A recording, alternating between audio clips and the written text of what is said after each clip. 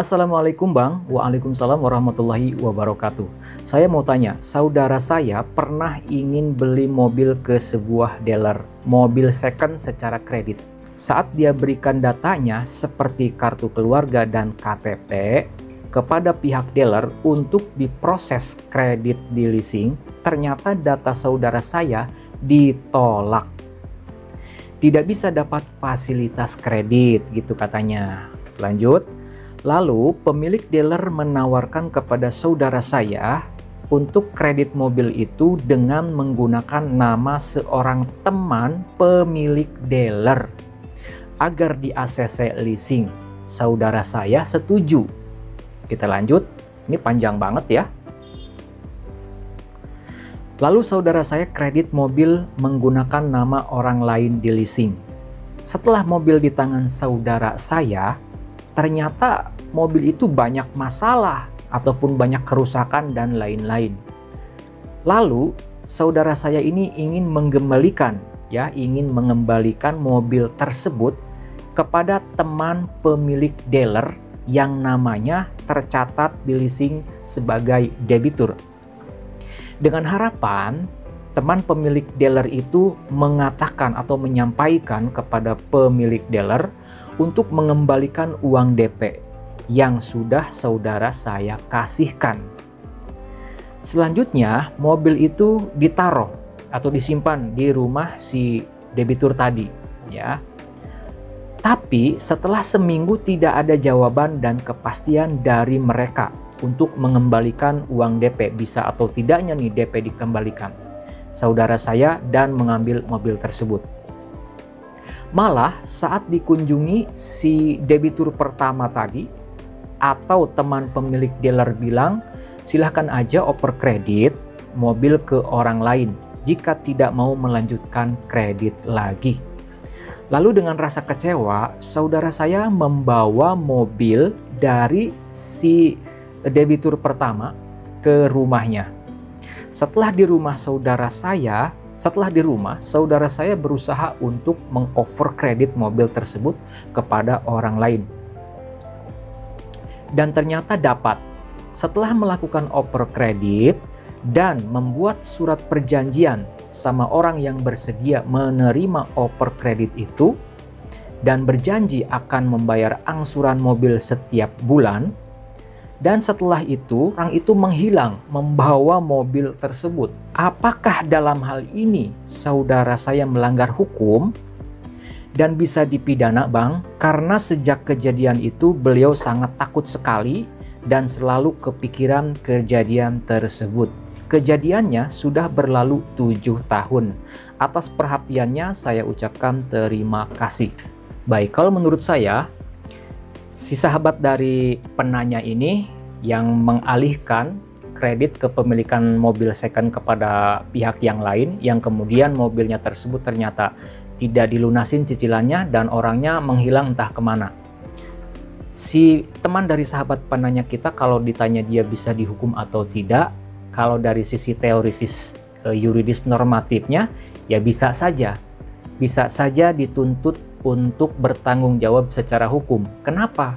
Karena dia mengalihkan objek jaminan kredit kepada pihak yang lain, mengoper alih offer kredit tanpa sepengetahuan dan persetujuan tertulis dari krediturnya. Karena yang menandatangani perjanjian kredit tersebut adalah si orang yang meminjamkan nama. Seharusnya yang bisa melakukan offer kredit adalah orang yang namanya tercantum di dalam akta perjanjian, ya, perjanjian kredit.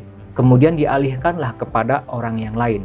Jadi secara hukumnya si sahabat dari penanya tadi ya bisa saja dituntut oleh pihak perusahaan pembiayaan dengan dugaan atau tuduhan melakukan tindak pidana penipuan dan penggelapan.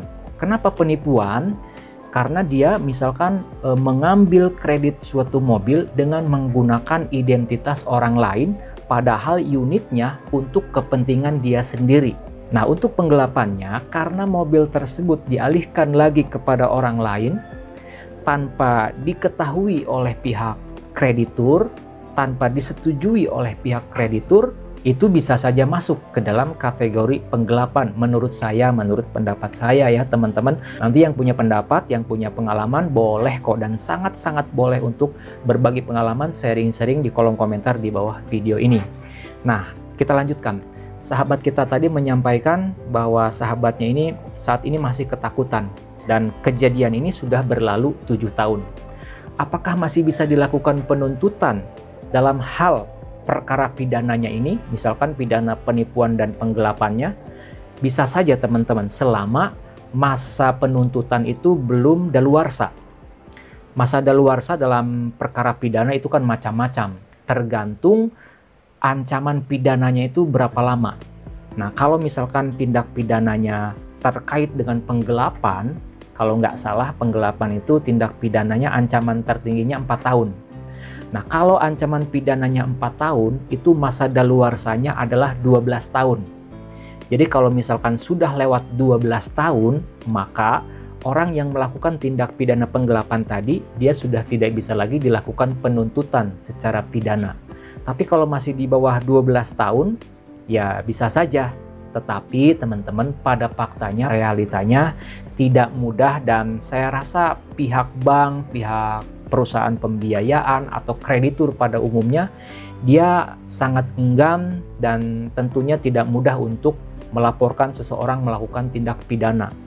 Tentu akan banyak pertimbangan, misalkan pertimbangan waktu, pertimbangan biaya, dan sangat jarang sekali debitur-debitur yang dipenjarakan oleh krediturnya. Kalau misalkan mobilnya ternyata memang sudah dialihkan kepada orang lain, biasanya leasing akan lebih mengutamakan atau memprioritaskan. Kalau misalkan unitnya sudah diketemukan, sudah diambil, biasanya pihak kreditur ini tidak akan melanjutkan proses pidana, tidak akan melanjutkan untuk melaporkan si orang tersebut. Jadi kepada yang bertanya tentang hal ini, kalau menurut saya, kalau secara teoritis, secara hukumnya bisa saja diminta pertanggungjawaban secara hukum.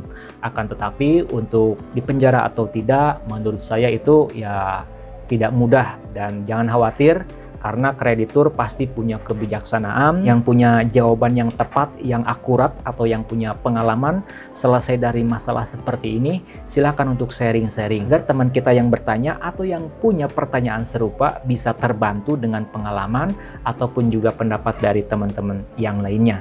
Apabila video ini ada gunanya, channel ini ada manfaatnya, mohon keikhlasan dari pemirsa YouTube semua untuk subscribe ke channel Pengacara Santuy. Bukan siapa-siapa, hanya Lawyer Deso.